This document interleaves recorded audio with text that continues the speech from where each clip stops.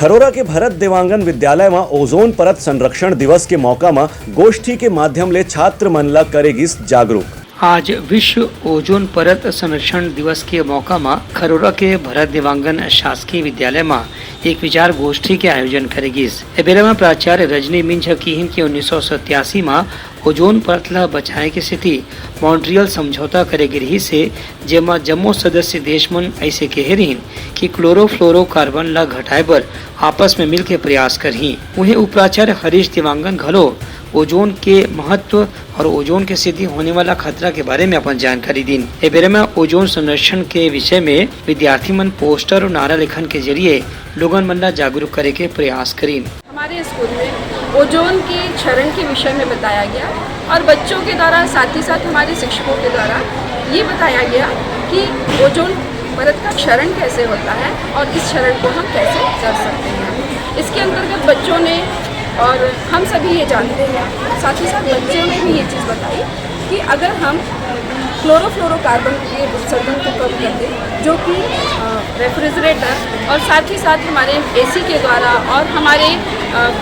साबुन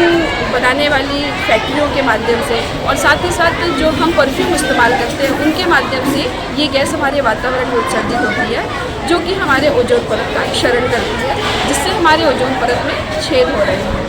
इस ओजोन परत के छेद होने के कारण पराबैंगनी किरणें हमारी पृथ्वी पर आती हैं, जिससे हमारे त्वचा में साथ ही साथ दूसरे जीवों की त्वचा भी नुकसान उनका होता है और हमारी त्वचा में कैंसर जैसी गंभीर बीमारियां उत्पन्न होती हैं।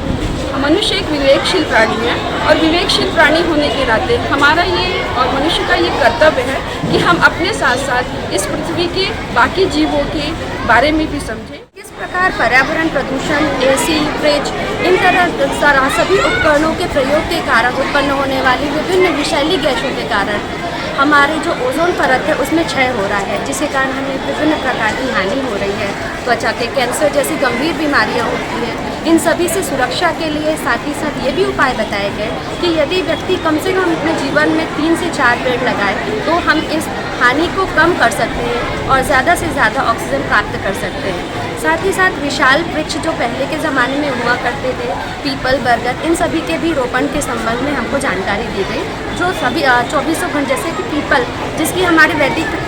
काल में पूजा करती बोला जाता है कि विष्णु भगवान का वास होता है। वास्तविक रूप में इसका विज्ञान से संबंध है कि ये 2400 घंटे ऑक्सीजन का उत्पादन करते हैं, जिसके कारण हमारे जो वातावरण में ऑक्सीजन की कमी है उसकी पूर्ति हो सकती है और साथ ही साथ हमारा ओजोन जो परत है वो भी सुरक्षित रह सकता है। ब्यूरो रिपोर्ट उतलंघा न्यूज़।